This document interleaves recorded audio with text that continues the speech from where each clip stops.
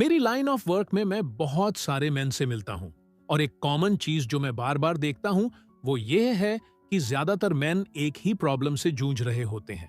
उनकी जिंदगी में एक ऐसी वुमन होती है जो उन्हें रिस्पेक्ट नहीं देती, या फिर लॉयल नहीं रहती, या फिर उन्हें पैसों के लिए यूज कर रही होती है।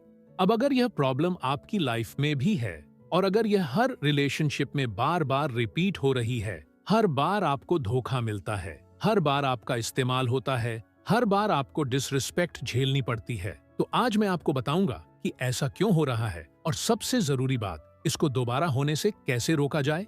So stay with me. अब सच क्या है, बहुत सारे मेन कहते हैं शुरुआत में वो ऐसी नहीं थी, वो बहुत अच्छी थी, शी लाइड टू मी। लेकिन यहाँ एक हार्ड ट्रूथ है जिसे समझना जरूरी है। विमेन कभी भी सीधे सीधे झूठ नहीं बोलती, ऑलमोस्ट नेवर। हो सकता है वो पूरी सच्चाई न बताए, लेकिन वो हमेशा आपको सच दिखा देती है। हर वो वुमन जिसने आपको हर्ट किया, आपका यूज किया या आपको धोखा दिया, उसने पहले दिन से ही अपने रेड फ्लैग्स दिखा दिए थे। प्रॉब्लम यह है कि आपने उन रेड फ्लैग्स को देखा लेकिन इग्नोर कर दिया।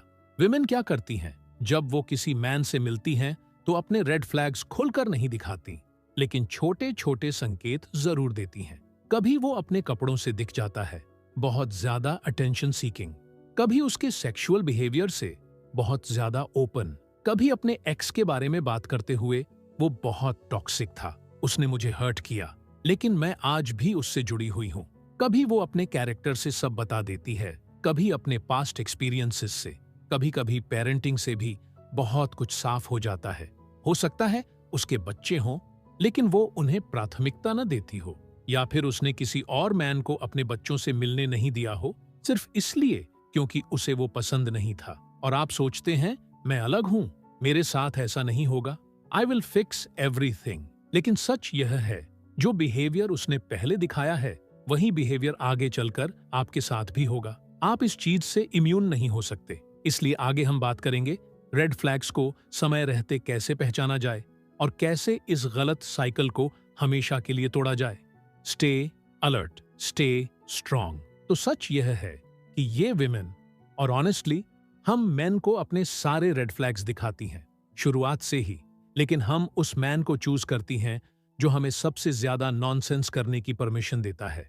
अब अगर किसी वुमन के अंदर ज्यादा रेड फ्लैग्स नहीं है तो नेचुरली वो एक ऐसे मैन को अट्रैक्ट करती है जिसकी बाउंड्रीज बहुत क्लियर होती हैं, और बाउंड्री वाला मैन सिर्फ उसी वुमन के साथ रह सकता है जिसके अंदर ज्यादा रेड फ्लैग्स नहीं होते। क्यों? क्योंकि वो परफेक्ट मैच होता है। वो वुमन ज्यादा ड्रामा नहीं करती और वो मैन ज्यादा टॉलरेट नहीं करता, इसलिए दोनों का बैलेंस अच्छा चलता है। लेकिन एक वुमन जो रेड फ्लैग्स से भरी हुई है वो कभी भी स्ट्रॉन्ग बाउंड्रीज वाले मैन को चूज नहीं करेगी। वो हमेशा ऐसे मैन को सिलेक्ट करेगी जिसका सेल्फ एस्टीम लो हो, ऐसा मैन जिसे बाउंड्रीज लगाना नहीं आता, जिसे रेड फ्लैग्स पहचानना नहीं आता और जिसे अपने लिए स्टैंड लेना नहीं आता। वही मैन उसका टारगेट होता है। तो अगर आप एक ऐसे मैन हैं जिसका सेल्फ एस्टीम लो है और आप रिस्पेक्ट से ज्यादा कनेक्शन को वैल्यू देते हैं, तो यकीन मानिए आप खुद को बार बार मैनिपुलेटेड पाएंगे, चीटेड पाएंगे और डिसरिस्पेक्टेड पाएंगे। अब सवाल ये है, एक वुमन पहचानती कैसे है कि किसी मैन का सेल्फ एस्टीम लो है? सबसे पहला साइन, वो मैन उसकी ब्यूटी से बहुत ज्यादा इम्प्रेस्ड होता है। जब कोई मैन किसी वुमन की फिजिकल ब्यूटी से बहुत ज्यादा प्रभावित हो जाता है तो उस वुमन के हाथ में पावर आ जाती है।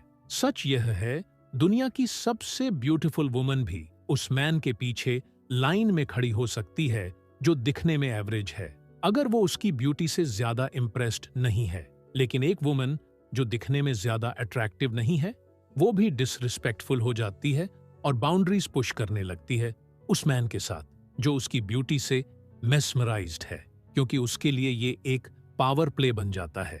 और जब आप किसी वुमन के साथ होते हैं और अगर आपको ब्यूटीफुल विमेन का ज्यादा एक्सपीरियंस नहीं है, अगर आप ज्यादा विमेन के अराउंड नहीं रहे हैं, तो विमेन ये चीज बहुत जल्दी सेंस कर लेती है और फिर उन्हें पता चल जाता है कि वो आपकी बाउंड्रीज पुश कर सकती हैं, वो आपको डिसरिस्पेक्ट कर सकती हैं, वो आपको चीट कर सकती हैं, क्योंकि उन्हें लगता है कि आप कहीं जाने वाले नहीं हैं।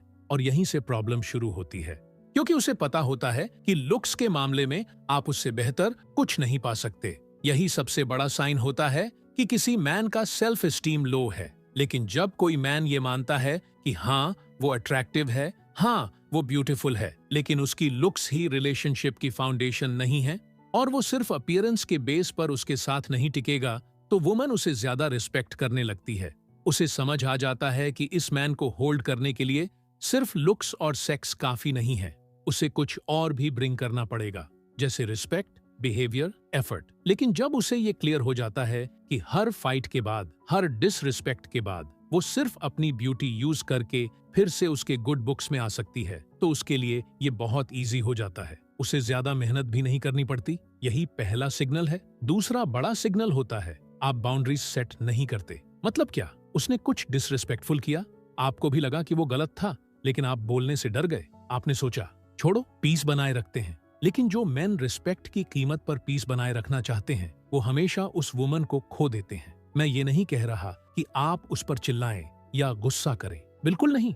मैं ये कह रहा हूं कि आप कामली ये बता दें कि ये बिहेवियर आपको अनकंफर्टेबल करता है, बस इतना। और अगर ये बात आप बार बार क्लियरली बोल चुके हैं और फिर भी वो बाउंड्री तोड़ती रहती है, तो आप बार बार खुद को रिपीट नहीं करते, आप खुद को रिमूव कर लेते हैं। आप उसे समझाने के लिए उसका गला पकड़कर खड़े नहीं रहते, ना ही उसे फोर्स करते हैं कि वो आपको रिस्पेक्ट दे। आप सिंपली खुद को रिस्पेक्ट करते हैं और वहां से चले जाते हैं। क्योंकि जिस दिन उसे ये दिख गया कि आप खुद को रिस्पेक्ट नहीं करते और उसके जाने के डर से आप उसे छोड़ नहीं सकते, उस दिन आप पहले ही उसे खो चुके होते हैं।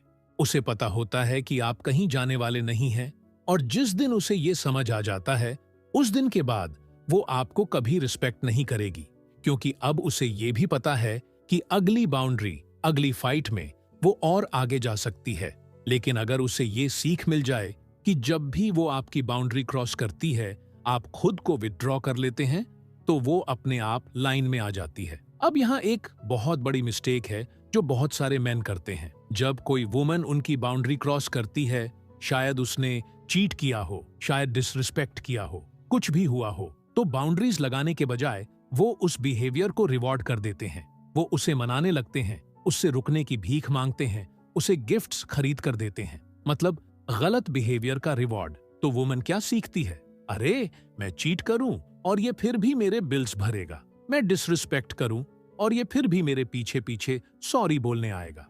उसे लगता है ये तो बहुत इजी है, और फिर वो और ज्यादा डिसरिस्पेक्ट करने लगती है। क्यों? क्योंकि आपकी बाउंड्रीज ही नहीं है और ऊपर से आप उसे रिवॉर्ड भी कर रहे हैं। अब सवाल ये है, ये सब आता कहां से है?